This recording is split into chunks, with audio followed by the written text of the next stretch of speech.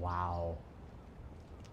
Look at those pink blossoms. These are cherry blossoms, sakura. Just one of the many hundreds of varieties or cultivars that you'll find all across Japan. This is just a small park not too far away from where I live, and you can see they are in full bloom. In fact, we might even be past it. This variety of the sakura cherry blossoms is called the Kawazu sakura. And I like that the city actually writes this down so that you know which one it is. This particular variety or cultivar of sakura will bloom starting around the middle of February. And in particular in Shizuoka, where the city of Kawazu, there's actually a city or a town called Kawazu. It's all down the river. I might even have some video for you to show you of that because I was just there about 3 days ago. But it is absolutely stunning, in particular when you have the blue skies and the light shining through it like it is right now. Oh, it's such a warm afternoon as well in Tokyo, abnormally warm for February. How you doing, everybody? So in this episode, I wanted to talk about why the cherry blossoms have started early, and the answer is that the cherry blossoms are not cherry blossoms in that sense. Apparently, there are over 200 cultivars of cherry blossoms. According to Wikipedia, Japan claims that there are 800 cultivars of cherry blossoms. I think that goes a little bit too far. Maybe the answer is truly somewhere in between, but there are maybe about a dozen or so really popular ones. These are ones that you'll find they're very prevalent across Japan. The Some Yoshino, which are the white cherry blossoms, those are the most popular ones. Those are the ones that you'll see at like maybe 80% of the cherry blossoms are probably that variety. These are special. The Kawazu ones come out early. And you can see when they are planted and put in the neighborhood, they really do add a lot of color in here. Now, I was just across the bridge on the other side there. There's a cherry blossom tree, a Some Yoshino tree. You can't even see it. Let me bring that up. Do you see right there? Not a bud on it. Now this cherry blossom season probably start to bud around March 15th, I would say. Typically it's around March 12th or March 18th, somewhere between there, depending on the weather. It's been getting earlier and earlier, but you can see not a bud on it. That's a Some Yoshino. This is going to be a white blossom, and it's so beautiful. So when you ask me, and I get tons of email messages, you can look even beyond there. This is where I am now. You can see how stunning that the Kawazu sakura is in the distance. This is where I am right now. So when you ask me, like, when is the best time to come to see the sakura? And I just I'll put my head down and go, you know what? There's no bad time and there's no right time. There's the peak time, which is the time that's the most crowded. But I want you to look around. There's not a lot of people around here, which makes it maybe even better to come just for the Kawazu sakura and kind of enjoy it. Now, when I went past the town of Kawazu in Shizuoka, it's kind of on the Kanagawa-Shizuoka border on the Izu Peninsula. There were a lot of people there, not as many as there in Ueno Park at the peak season, but foreign tourists, internationals that are coming here don't even know about this festival. Well, the vast majority don't even know that the sakura are blooming right now. But it's like, what kind of sakura? So I went in and I tried to find like how many cultivars that they have here. And like according to the Wikipedia, it says here that Japan, there are like 600 cultivars in Japan. I don't know if I buy that. Well, the Tokyo Shimbun claims that there are 800. There are probably some genetically modified ones. I don't know. The most beautiful one that I found is that Miharu Takizakura, which I made an episode on not that long ago, last year, which is, hey, Bradshaw Studios in the house, which I think, if you haven't seen this episode, please do. This gives you, it's in glorious 4K on YouTube. This is from my main channel. This is a 1,000-year-old cherry blossom tree that has seen like samurai and very like warriors going past it. It's seen everything, this tree. It is one of the most stunning in all of Japan. I had permission to film with the city and tell its story. And it's a weeping cherry blossom, so it's different than the other varieties of it. Before it turns white, it turns pink, and they're like pre-blossoms. This is what makes it so beautiful. You see that's like pink colored right now? Those pink blossoms go away, and then they turn white. in a couple of days. And this is just one of the most special cherry blossoms. In fact, this is probably an iconic tree, meaning when you hear and see cherry blossoms, this tree is the one that gets put on posters, for example. Look at it, it's gotten its own place right there on the base of a hill, and you can walk around it, seen from every single direction. It is a special place. It's about a 3-hour drive from Tokyo for me, and I hope to get back there. Please go and watch that episode. I think it's the least viewed episode on the Only in Japan channel for some reason. I guess it's hard to break through the clutter when it comes to cherry blossoms, but if you're watching this, you might be a little bit interested in cherry blossoms. It's a big deal. You can see here, this is the JNTO website, the Japan National Tourism Organization. They already have their cherry blossom stuff up there. But they're also very much like me, making sure that you guys know that there are more than one variety of cherry blossoms, and each one will bloom at a different time. So you have here the schedule. This is from last year.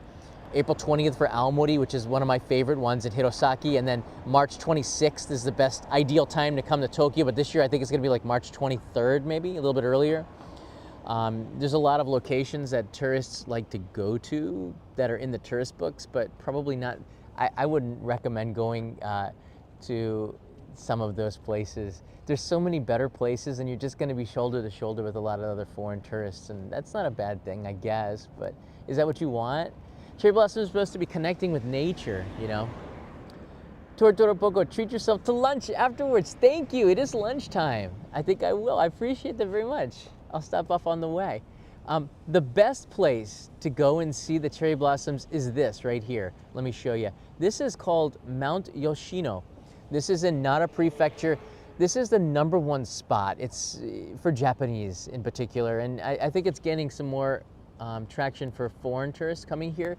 But you can see it's up along a hill, so it's blooming from around the middle of March because it's on a hill all the way up to the top of the hill, and those don't start to bloom until like the middle of April. So it's a solid month. If you go here, you're going to see blossoms, but there are so many different cultivars, and there's so many colors, and it creates this amazing pink and white, and I don't know, like a deep violet. There's so many different colors on there. This is the place that I would recommend tourists go to visit if you are. Let me pull this up on the map. You can see it's very close to Osaka and Kyoto. The Kami-Sambon, I believe that's the higher level of the Mount Yoshino, which is where it is in Nara Prefecture. Oh, I remember I went there about 12 years ago to film an episode on the old channel, and I remember spending a day there and just was overwhelmed with the beauty of it. It wasn't enough time, but if you get there in the morning, you want to get there first thing in the morning so you can explore and make the most of it. It's on a mountain. You can hike up to it, to the top there, and see the cherry blossoms, and then you hike down. And I think there's a cable car. Yeah, there's a cable car that'll take you part of the way up there. But it's just a stunning countryside view of the cherry blossoms. There's Shimo Senbon, which is the lower part of the mountain for the cherry blossoms, and those bloom earlier. So it depends on the time of year that you go. I prefer going, I would say going like around March 26th, you probably get most of the mountain in full color at that time, between March 26th and April 1st. And it gets pretty crowded around April 1st. Those weekends, especially with domestic tourism, it's really, really crowded. The schedule for the cherry blossoms this year, I published this already before. You can take a look at it. This is supposed to be the 2024 schedule. Tokyo is March 20th. I think that's when it starts. It doesn't really reach the peak until about the 25th of March. So you're gonna start to see blossoms actually around March 16th this year, and then I think around March 23rd, a week after you start to see the blossoms, is Mankai, which is the full bloom, and then after that, you got to move up north. So like when is the best time to see the cherry blossoms? You just travel the whole country, and I have to keep saying this over and over again because it just doesn't get into people's minds that nature is not a tourist attraction. You know, you have to pick the right times and pick the right blossoms, and like for today, it's these, and it's just really stunning. All right, I'm gonna go and show you one of the trees. Let's go down the street a little bit and show you this one at the end. And while I'm doing that, I'm searching for a video of actually the Kawazu River. I went by on the train just a few days ago, And I took some video of it. Here, you can see what it looks like from the origin. See if I could pull that up here. As I show you a little bit of this really cool experience, this really cool tree. Gosh, I think it's this one here. So this is the Kawazu tree, and this is the Kawazu station. Now, I think I was going in slow motion. I don't know if it's going to go in slow motion, but the train went by the river, and this is just the mouth of the river. Oh, there it goes. Good. It's slowed down. The mouth of the river. This is the least, the side with the least amount of trees, and it's past its peak in Kawazu. This is the Kawazu station, on the way to Shimoda, which is where I went a few days ago. It is more stunning around the middle of February. On the other side, I had an obstructed view, and the trees, it goes on for like a kilometer, which is like, you know, you can walk it for 15, 20 minutes. It's just tree after tree after tree, and it's right now, it's at the end of it in Kawazu. It's absolutely stunning, isn't it? I mean, this doesn't do it justice because it's after the peak, but there's still a lot of people there.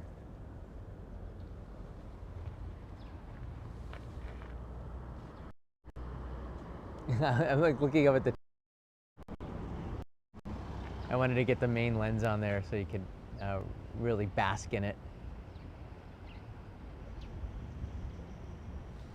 Again, a little bit of a breeze makes them dance so nicely, and this is the kind of day where you want to get a boxed lunch and sit outside and just appreciate the warm sun on your face. And it is March 1st after all.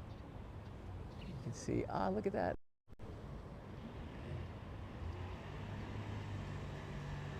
So the Kawazu variety of sakura are at full peak, and if you're coming in the middle of March, you're not gonna see this. So that's a good reason for me to broadcast the Kawazu variety just for today. Oh, you can see there's some bees in there too. Let me pan up here. They're buzzing all over me. I don't mind, I have no fear of bees. There's one right there.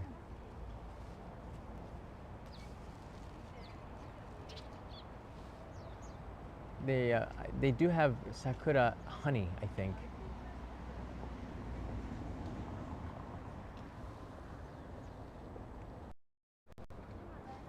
But these are the sights of central Tokyo. This one is done. I see Chan is in the house. Would you consider Hanami to be romantic? I would, Chan, and I'm sharing this experience with you in your trunk. I would. I think it's great. Well, it depends. When you do cherry blossom Hanami, which is cherry blossom viewing, underneath the cherry blossom trees, you'll see a lot of couples, in particular young love or first love or new lovers, and you can tell when you see it. And it's so nice as well, but it's also a time where businessmen will come out and they'll have big drinking parties. I don't, never drink too much alcohol, but you see that. It's easy for me to say. I've already done that. I've gone through that stage in my life, but you see a lot of this is when you really see Japanese culture. And I think since we're past those really tough 4 years, it's going to be an especially great cherry blossom season. This is maybe a nice point here where you get to see the canal, one of the many canals of Tokyo, and the bridge. It's really beautiful. Let me go over here. Go past some of these people enjoying lunch in the sunshine. This isn't the only place where you can see it. It's all over Tokyo. I saw these blossoming just riding over to Tokyo Station the other day. Here's one you can see the picnickers on the benches over there. Everybody kind of just taking a break from work and enjoying Mother Nature, as we are right now. What is your favorite sakura-themed food or drink? Sakura tea is nice, but they usually mix that with black tea, so the taste is quite subtle. I would say just the daifuku. Sometimes they'll have a sakura daifuku where you can eat the cherry blossoms. I think it is the Kawazu variety, but it's pink usually, and they pickle them, meaning they put them in some salt and it has a sweet floral taste. So it's good to put on like mochi or confection, and I would say just a normal daifuku with anko white bean paste and some sakura mochi. Sakura mochi is very famous. I would recommend if you do come to Japan to make sure you try sakura mochi, because it is just absolutely, look at that. Oh man, I look like, wow, beautiful. It's a dream.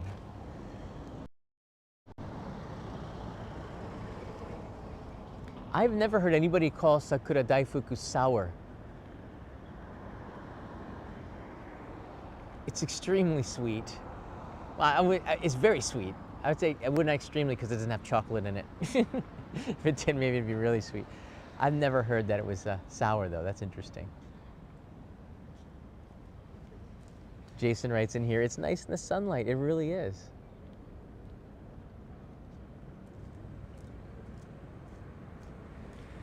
Yeah. So nice.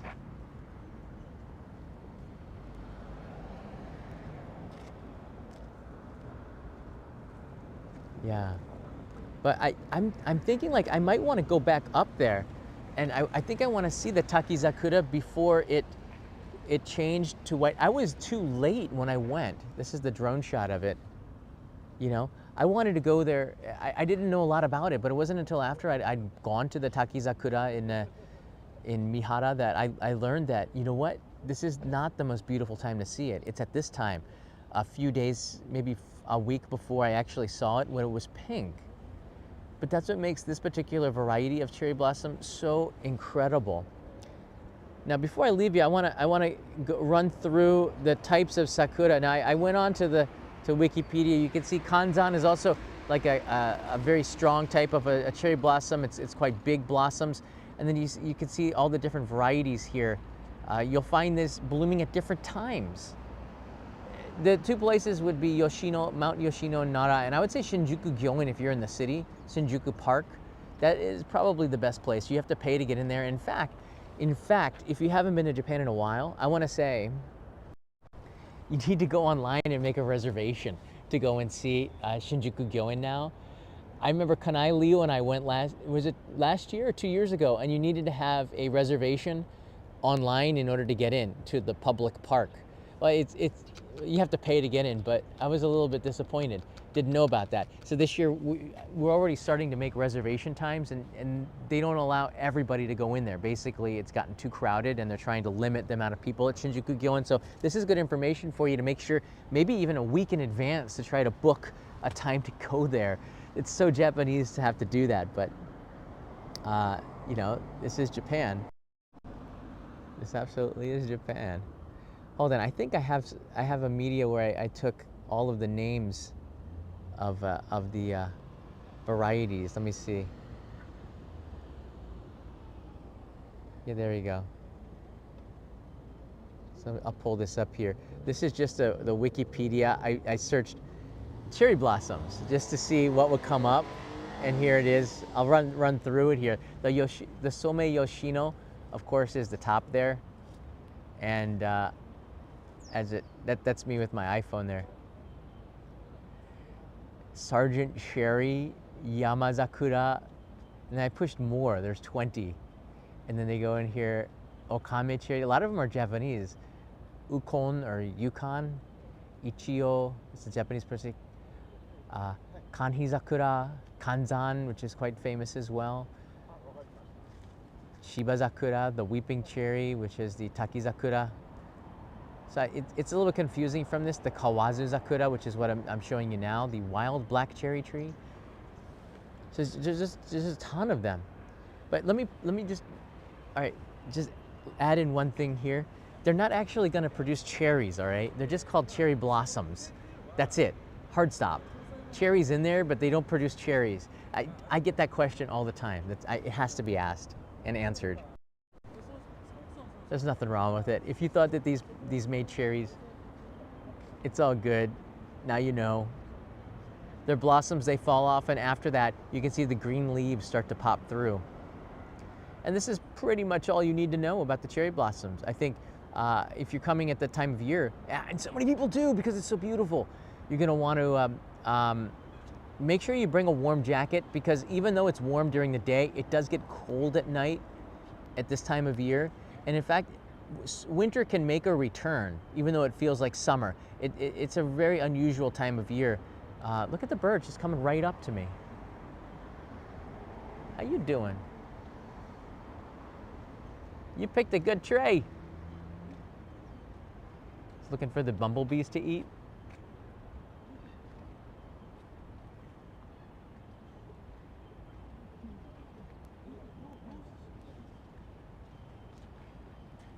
Looks like a crow to an untrained eye. What do you think, Hello Hi 821? Too cute to be a crow. 綺麗ですよね。あ、ヒヨドリですか？ああ。ヒヨドリ桜大好き。大好きですよね。ほら、すごい嬉しいですよね。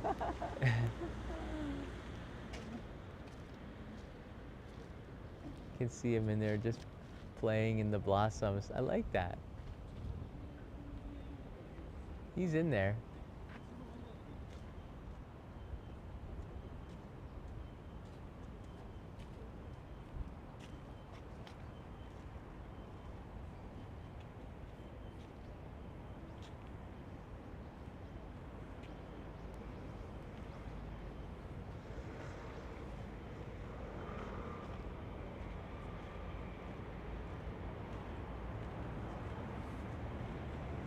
I guess the cherry blossoms bring in a lot of bugs too, so I bet you he's having a meal out of it.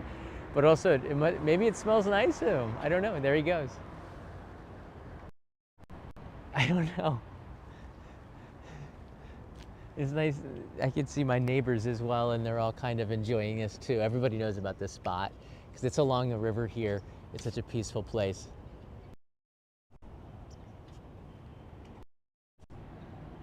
Yeah, I come here quite a bit. I don't know if I should tell you all my secret spots. I think you already know. This is nice. This is kind of renewed as well. Wasn't like this 10 years ago.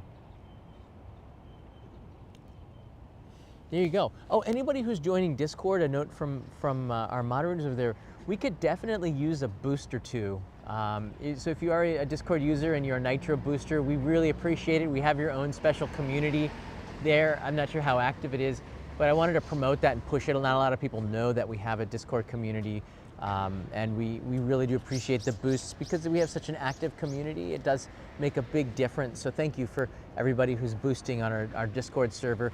We love you, and thank you for making our community extra special.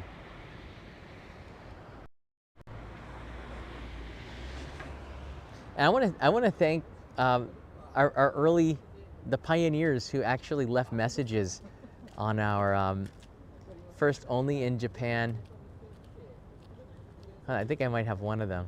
Satrio did as well. But I have a phone number for Patreon supporters that you can call me. Listen. San Angelo, Texas. Just wanted to see if this was working, and you are right. This is a Texas number. It serves the area code for both San Angelo and Abilene. So love the show and hope to be in Japan soon on my own. Thanks a lot. Bye. Hey, John. This is Scott Bostwick, Patreon member from San Angelo, Texas. Just wanted to see if this was working, and you are right. This is a Texas number. That's kind of cool. It serves the area code for both San Angelo and Abilene. So this was I came in on our new answering machine for anybody who wants to call and leave me a message, and I get to hear it and put it on the show. So I appreciate that so much for the message, and I'm glad that it is working. Right now, that's for all of our Patreon supporters. There's a U.S. number you can call, and you get my message answering machine. Kind of cool. It's like that 1990s technology, right? It's really fun. It's really fun. So you leave me a voice message and ask me questions. I sometimes in these live streams, I'm going to ask you a question and call me and give me the answer by voice. I think all of us love that we have a live chat here, but it's so much cooler when we can hear your voices. And since we don't have the technology, shout out to Peso for helping making this possible. Now you can call and leave me the messages, which I can use to put it in the no more faxing answering machine. It's slightly cooler, maybe. Not really. Don't send me a fax. All right, here we go. Oh, and I just got a note that we got a boost during the thing. So thank you very much. You saved our server. We were about 3 days away from having to downgrade our server, so now we don't have to do that. I appreciate it very much. Thank you. It was instant. Awesome. All right, so the last leaving images I want to show you here in Tokyo is a wide shot. I'm just going to pan around, and I'm going to be going tomorrow to Niigata. So I think we have one person who lives in the Yuzawa region. I'm going to contact you today and see if you can make it out and help with filming this. But I have a cameraman coming with me in the morning, and we're going to be filming the Naked Man Festival from Urasa in Niigata Prefecture. And yeah, this will be a main channel episode, but I'll try to do a live stream of the street food and some of the things around there if I get a chance to, because I always like to share the experience as I'm filming it, but my priority is to make an edited video, so that's going to be what I'm doing. But you're coming with me. And by the way, the weather's supposed to be 0 degrees or -1, and it's supposed to snow tomorrow, and I'm supposed to be in a thong running around practically naked and immersing myself in water that is near freezing. So what could go wrong? Everything. That's why it's really good content. It's fun to do. It brings me closer to Japan and the people, and helps me learn more about the richness, the deepness of Japanese culture. And you do that by doing crazy things. And also, I just turned 50 this year, and I have to remember to always keep doing things that make me feel uncomfortable, so I can learn from them to make me get out there and do it. We should never stop doing stuff, like experiencing stuff. Doesn't matter how old you are, but I've noticed that the older people get, they tend to not do crazy things, which is probably a smart idea. But this one, maybe the last Naked Man Festival that I do. They do have Naked Man festivals with women, but the women wear brown garments now, or certain garments that cover them up more than the men. So trust me, if you're, I saw the comment come in here, if you're looking for that, you're going to be disappointed because you're looking for the wrong thing. Anyways, appreciate it, guys. Take care. I'll see you from Niigata tomorrow. Mata ne.